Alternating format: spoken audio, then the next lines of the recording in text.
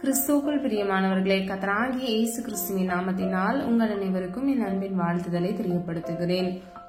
நாம் இன்று வெற்றியுள்ள ஜெப வாழ்க்கைக்கு நாம் என்ன செய்ய வேண்டும் என்பதை சில காரியங்கள் மூலமாக, வேத வசனங்கள் மூலமாக அறிந்து கொள்ள போகிறோம். முதலாவது மார்க் 1 அதிகாரம் 37 வசனத்தின்படி நம்முடைய ஆவி, ஆத்துமா, சரீரத்தில் நாம் ஆயத்தமாக இருக்க வேண்டும். ஹல்லேலூயா. பிரியமானவர்களே, மாம்சம் பலவீனமானது, ஆவியோ உற்சாகமானது. முடிந்தவரை நாம் உபவாசித்து கர்த்தருடைய சமூகத்தில் காத்திருந்து ஜெபிக்கிறவர்களாய் இருக்கும் பொழுது நம்முடைய ஜெப வாழ்க்கையில் நாம் எளிதில் நம்முடைய விண்ணப்பங்களுக்கான பதிலை நாம் பெற்றுக்கொள்ள முடியும். இரண்டாவது, தானியேல் 6 அதிகாரம் 10 வசனம். பிரத்யோகமான நேரம் அல்லது இடத்தை நாம் ஒதுக்கி அந்த நேரத்தில் இடத்தில் போய் நாம் அமர்ந்து ஜெபிக்க வேண்டும். மூன்றாவது, யோவான் 6 அதிகாரம் 15 வசனம். ஜெப நேரத்தை தடுக்கும் எந்த செயலையும் அல்லது நபரையும் விட்டு ஒதுங்க வேண்டும். பிரியமானவர்களே, நம்ம ஜெபம் செய்யணும், நம்ம ஒரு டைம் பிக்ஸ் பண்ணி வச்சிருப்போம். அந்த நேரத்துல சில நபர்கள் மூலமா நமக்கு சில போன் கால் வரலாம், இல்லைன்னா வீட்டுக்கு வந்து பேசலாம். அப்போ அந்த டைம்ல நம்ம கரெக்டா அந்த ஜெபத்தை பண்ண முடியாம இருக்கும். அந்த நபரை விட்டு நம்ம ஒதுங்கி விட வேண்டும். இரண்டாவது, ஜெப நேரத்தை தடுக்கும் எந்த செயலையும் நாம் ஒதுக்க வேண்டும். பிரியமானவர்களே, எடுத்துக்காட்டுக்கு நீங்க குக் பண்றதா இருக்கலாம், இல்லைன்னா நீங்க பேங்க்குக்கு ஷாப்பிங் போற மாதிரி இருக்கலாம். இந்த டைம்ல நீங்க வந்து ஜெப நேரத்துல இந்த செயல்கள் எல்லாம் நீங்க செய்யாம நீங்க அந்த டைம்ல கரெக்டா போய் நீங்க ஜெபிக்கிறவங்களா இருக்கணும். நான்காவதாக, லூக்கா 22 அதிகாரம் 41 வசனம். ஜெப நிலைகளில் முழங்காலில் நின்று ஜெபித்தல் சிறந்தது.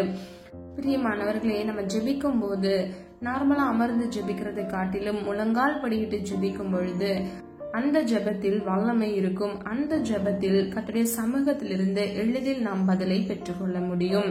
ஹல்லேலூயா. ஐந்தாவதாக, எபிரேயர் 5 அதிகாரம் 7 வசனம். சிந்தனையை ஒருமுகப்படுத்தும் வரையில் சத்தமாக ஜெபித்தல். பிரியமானவர்களே, நம்ம உலக வாழ்க்கையில இருக்கிறனால ஒவ்வொரு நாளும் ஒவ்வொரு விதமான சூழ்நிலைகளை, பாடுகளை நம்ம சந்திக்க நேரிடுகிறது. ஒரு சோதனையின் மூலமாக வருகிற பாடுகளை நாம் ஜெயிப்பதற்கு நம்ம என்ன செய்ய வேண்டும்? நாம் ஜெபிக்க ஆரம்பிக்க வேண்டும். நம்ம ஜெபிக்கும் போது நம்முடைய சிந்தனையில ஒருமுகப்படுத்துவதற்கு கடினமாக இருக்கும். பல குழப்பங்கள் நம்முடைய சிந்தனையில வந்து போகும். அப்ப நம்ம முதலாவது என்ன செய்யணும்? நம்முடைய சிந்தனையை ஒருமுகப்படுத்த வேண்டும். அதற்காக நம்ம என்ன செய்யலாம்னா, சத்தமா ஜெபிக்கலாம். சத்தமா நாம் ஜெபிக்க நம்முடைய சிந்தனை ஒருமுகப்படுத்தப்படும். அதுக்கப்புறம் நீங்க வந்து சைலண்டா உங்க மனசுலயோ இல்லைன்னா மெல்லிய சத்தத்திலயோ நீங்க வந்து ஜெபிக்கலாம்.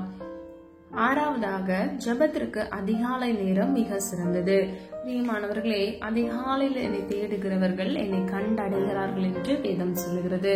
அப்போ நீங்க எந்த விண்ணப்பத்தை நீங்க கர்த்தருடைய சமூகத்துல நீங்க ஏறெடுக்கிறதா இருந்தாலும் அதிகாலையில நீங்க கர்த்தருடைய சமூகத்துல போய் சொல்லி அறிக்கையிட்டு ஜெபிக்கும் பொழுது அதுவே மிக சிறந்த நேரமாக இருக்கிறது. எளிதில் நீங்கள் அதனுடைய பதிலை நீங்கள் பெற்றுக்கொள்ள முடியும். வெற்றியுள்ள நீங்க ஜெப வாழ்க்கையை உங்களுடைய வாழ்க்கையில நீங்க பெற்றுக்கொள்வதற்கு இந்த 6 விதமான காரியத்தை நீங்க பின்பற்றுங்க. ஒரு விஷயம் கூட இந்த காரியங்களை சொல்றேன். முதலாவது, ஆவி, ஆத்துமா, சரீரத்துல நம்ம ஆயத்தமா இருக்க வேண்டும். இரண்டாவது, பிரத்யோகமான நேரம் அல்லது இடத்தை நாம் ஒதுக்க வேண்டும். மூன்றாவது, ஜெப நேரத்தை தடுக்கும் எந்த செயலையும் நபரையும் விட்டு ஒதுங்க வேண்டும். நான்காவது, ஜெப நிலைகளில் முழங்காலில் நின்று ஜெபிக்க வேண்டும். ஐந்தாவது, சிந்தனையை ஒருமுகப்படுத்தும் வரையில் சத்தமாக நாம் ஜெபிக்க வேண்டும். ஆறாவது, ஜெபத்திற்கு அதிகாலை நேரம் மிகவும் சிறந்தது. ஹல்லேலூயா.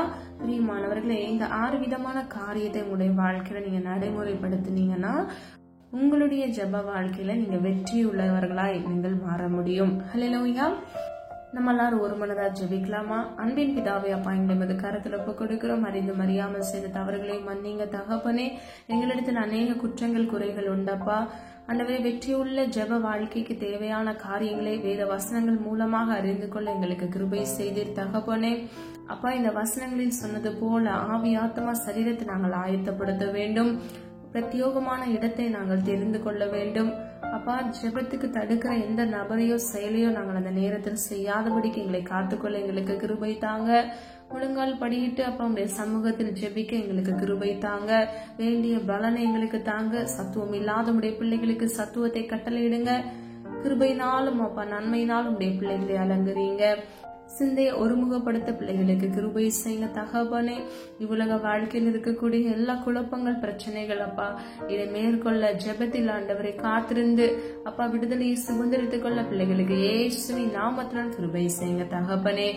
அதிகாலையில் என்னை தேடுகிறவன் என்னை கண்டடைகிறான் என்று சொன்ன வசனத்தின்படி அதிகாலையில் இருந்து ஜெபிக்கிற பிள்ளைகளாக உடைய பிள்ளைகளை மாற்றி உடைய பிள்ளைகளை ஆசீர்வதிக்கும்படியே ஜெபிக்கிறேன்.